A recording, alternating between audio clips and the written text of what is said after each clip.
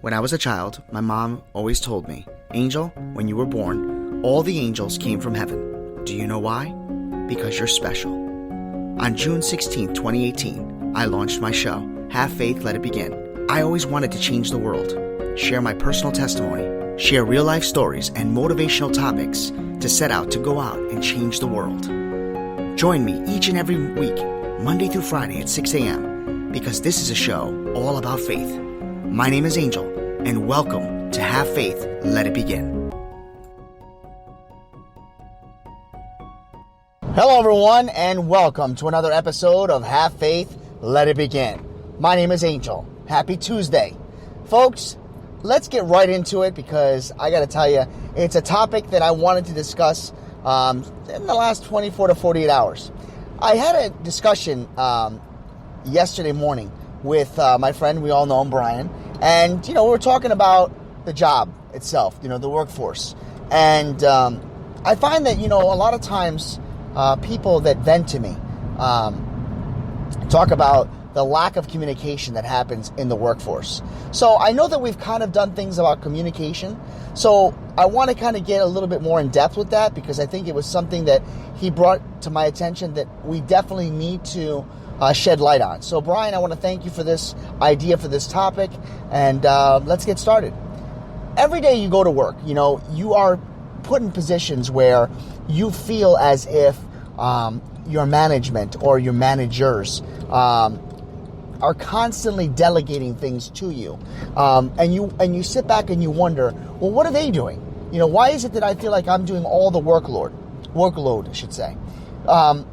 I had that in my past. I am so happy to tell you that I don't have that problem now where I work. I'm not just saying that because I'm, thinking that people are going to listen, but it's the truth. I feel like I'm finally reached a certain level. I think a lot of it has to do with age too, where you're able to, put differences aside. You can take criticism differently, and you can certainly give feedback when you feel like your voice needs to be heard.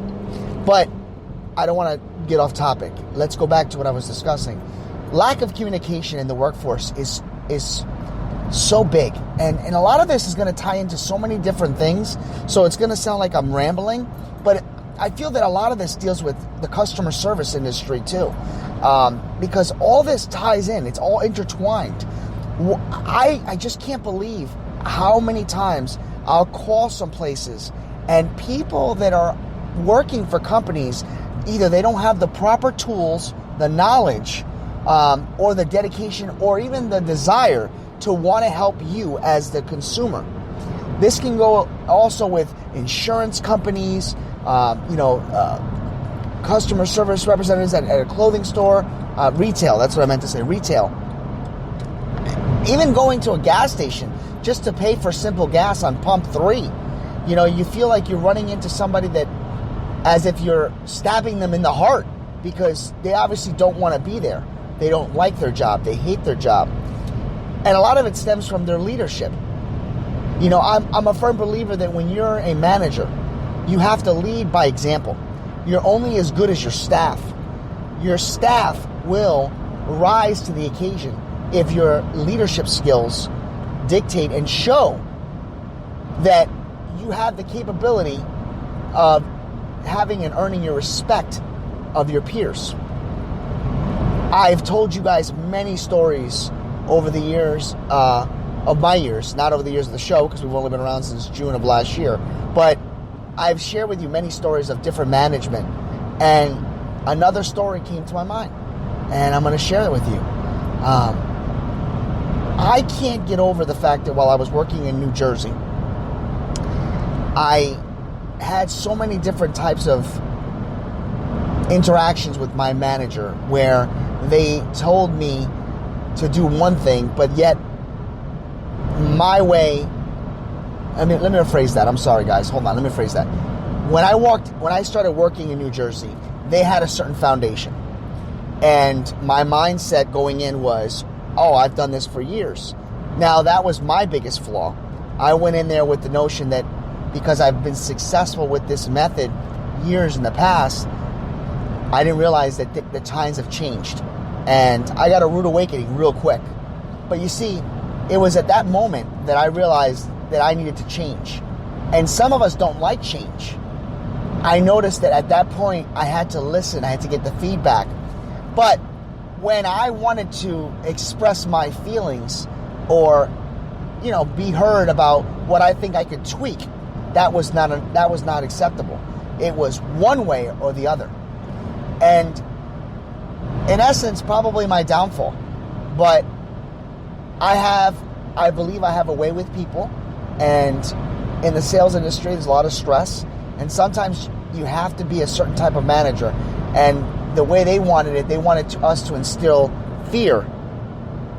Because they felt fear gave productivity. When in reality, fear,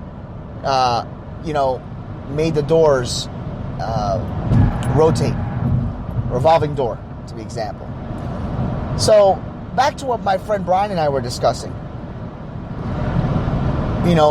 We talked about how in our past, management would come into work, do half the work, and then appear to be not doing any work for the remainder of the day, taking longer breaks, walking around, chatting with other people. But then when they came back, it was as if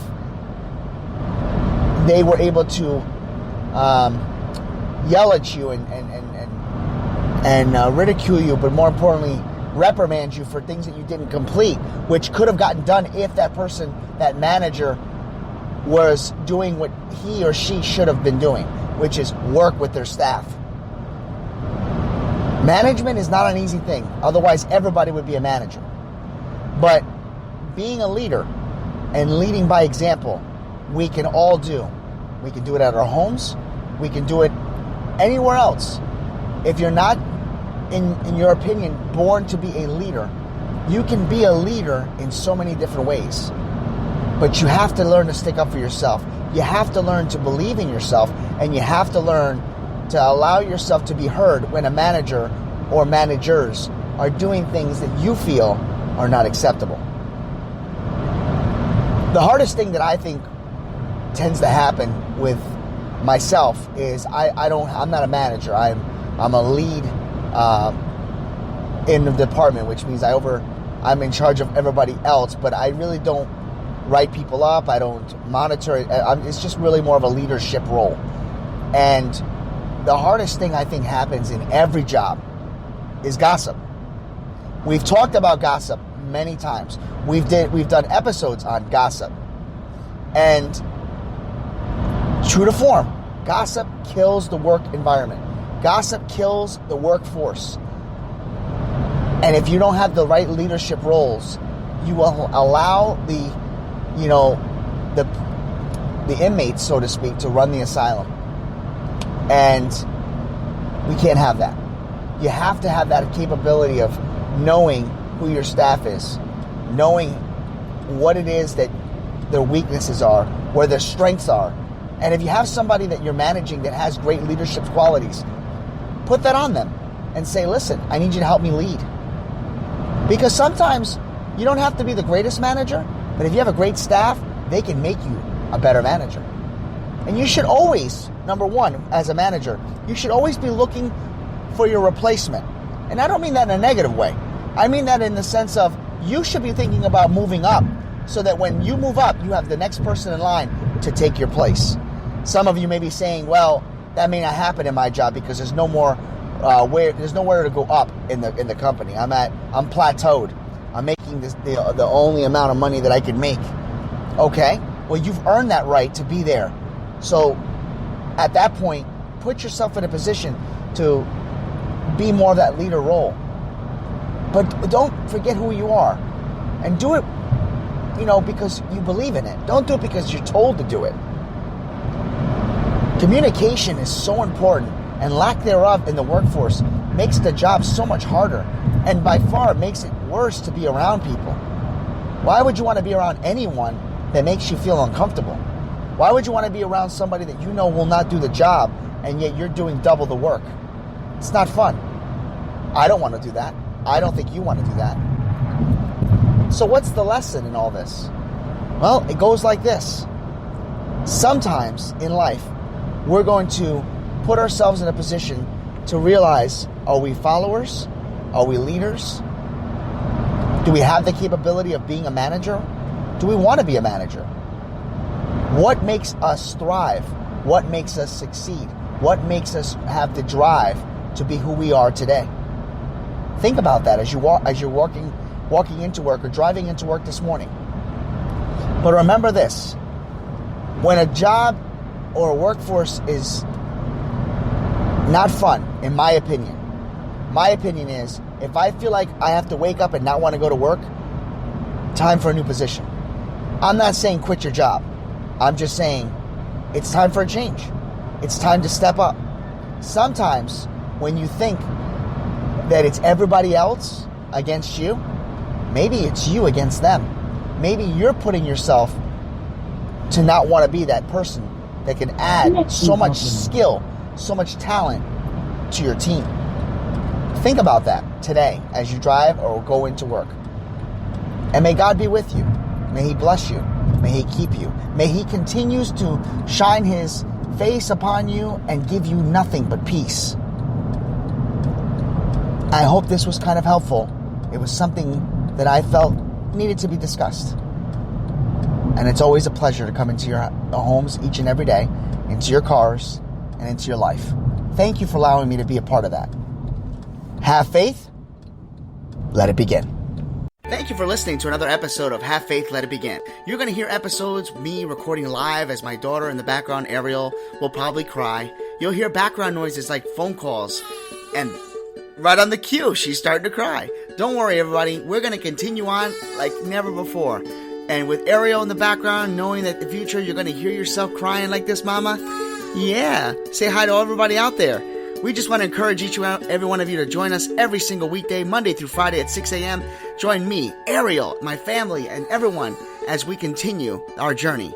For Have Faith, Let It Begin, my name is Angel. Say goodbye, Ariel. Say bye. Bye.